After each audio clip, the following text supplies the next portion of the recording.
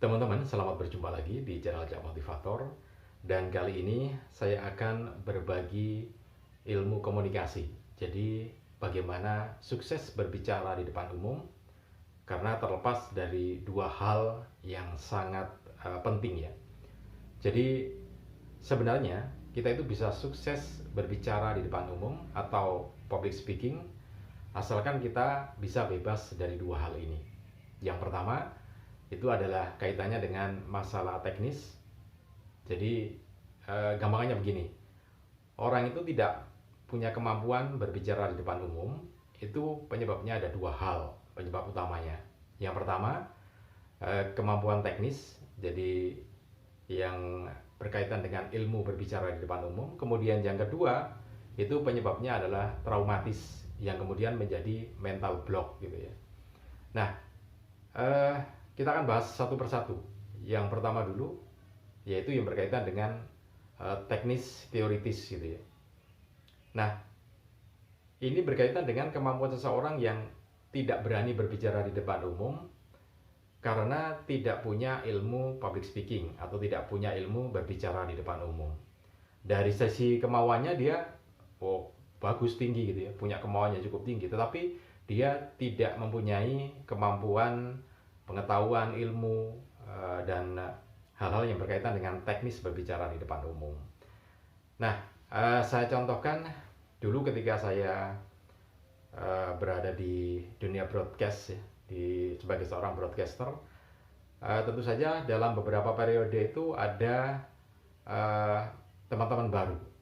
Jadi teman-teman baru ini macam-macam kondisinya. Ada yang memang kemampuan berbicaranya sudah bagus, ada yang belum gitu ya. Nah, satu di antaranya itu dia punya keinginan yang cukup kuat untuk menjadi seorang broadcaster, tetapi dia memang belum memiliki ilmu berbicara gitu ya. Nah, kemudian di situ dilatih sampai 3 bulan. Semua teknik dasar disampaikan kepadanya, mulai dari teknik vokal, yaitu berkaitan dengan aksentuasi, kemudian ya berkaitan dengan cara bicara, kemudian vokalnya seperti apa, diberikan semuanya. Dan 3 bulan dia punya keberanian untuk berbicara gitu ya. Padahal sebelumnya sangat tidak berani sekali, seperti orang gagu gitu, kalau diajak ngomong itu repot. Nah, itu seperti itu. Jadi lebih mudah sebetulnya, karena seseorang itu punya keinginan cukup kuat, ilmunya yang tidak ada. Kemudian ilmunya kita pasok, kita beri materi-materi pelajaran, dan akhirnya dia bisa, asalkan mau berlatih gitu ya. Secara teoritis paling tidak, kalau seorang broadcaster butuh waktu sekitar 3 bulan. 3 bulan itu standar.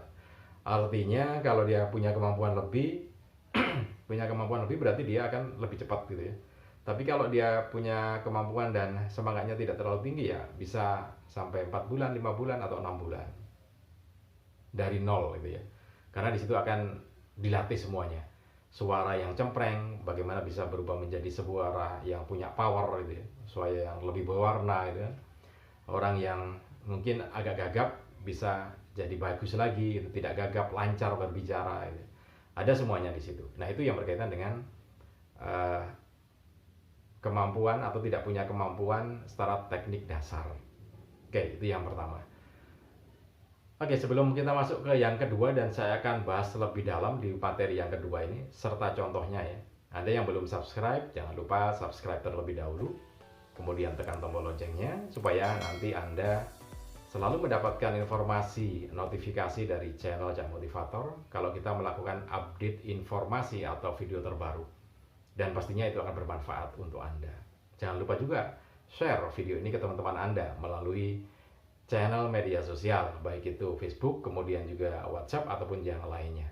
Siapa tahu teman Anda memang sedang menunggu-nunggu informasi yang ada dalam video ini. Baik teman-teman, langsung ke penyebab yang kedua. Dan ini memang agak berat, karena butuh kemampuan yang cukup bagus untuk menangani permasalahan semacam ini. Tapi di dalam e-book yang saya buat, Anda juga bisa mendapatkannya gitu ya. Saya buat sebuah e-book tentang public speaking, bagaimana sukses berbicara di depan umum, dan Anda bisa mendapatkannya. Semua teori saya sampaikan di situ. Kemudian kalau Anda uh, memiliki e-book ini, maka Anda akan saya berikan konsultasi atau konseling dan juga coaching sampai Anda mahir. Jadi enak kan? Jadi kalau Anda ingin mendapatkan Facebook ini, sekalian saya bagi ilmunya secara konseling dan juga coaching untuk Anda.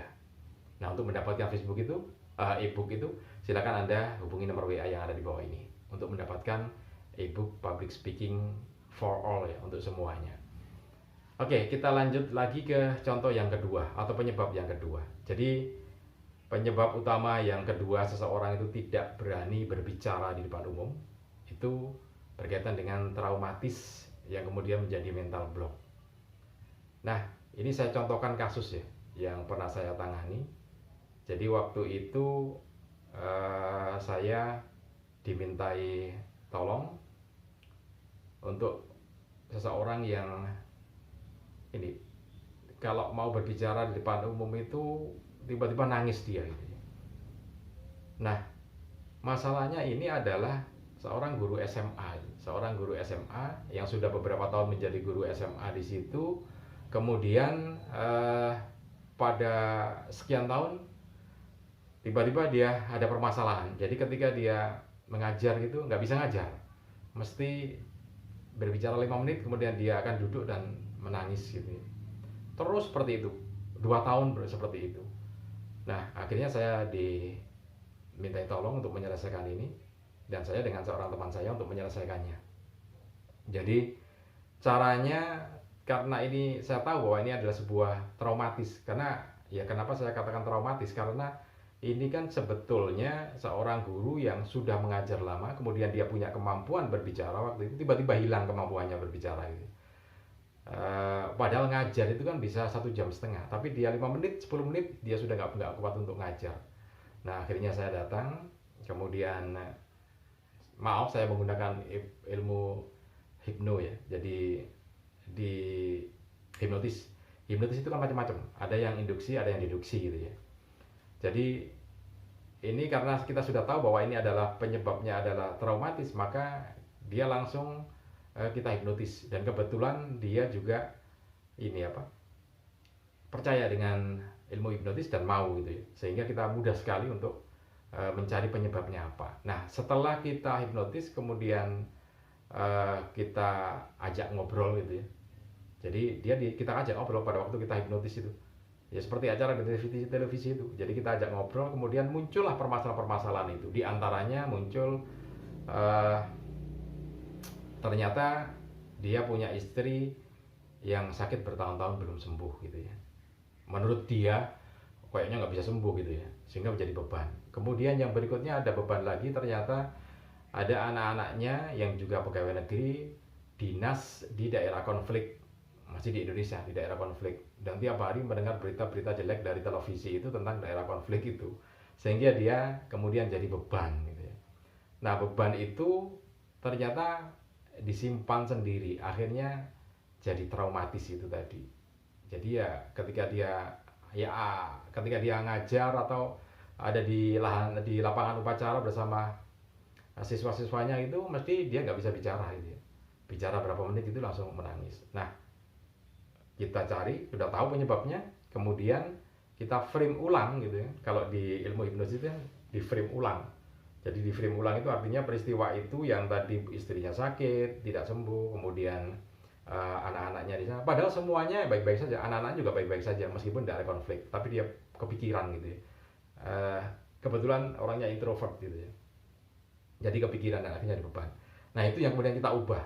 Misalkan istrinya yang sakit tidak sembuh-sembuh, ya bisa kita frame ulang sebagai sebuah ujian keimanan. Kemudian kita support dengan motivasi bahwa Anda adalah orang yang kuat karena menanggung beban istri yang sakit seperti itu, masih bisa bertahan sampai sekarang ini.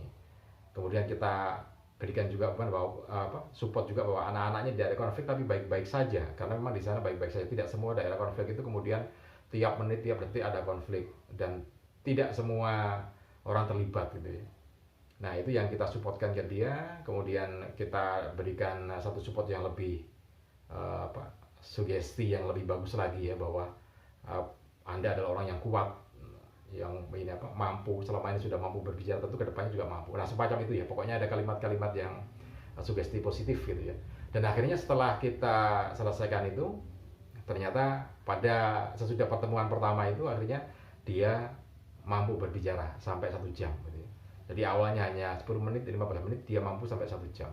Tapi setelah 1 jam dia turun kemampuannya. Jadi dia berhenti duduk. Nah, kemudian pada pertemuan kedua, ketiga kita naikkan lagi, kita sugesti lagi, dan akhirnya dia mampu gitu ya. Nah, ini adalah penyebab-penyebab traumatis yang memang harus diselesaikan dengan cara-cara semacam itu. Jadi, apakah memang harus dengan cara hipnotis? Ya begini.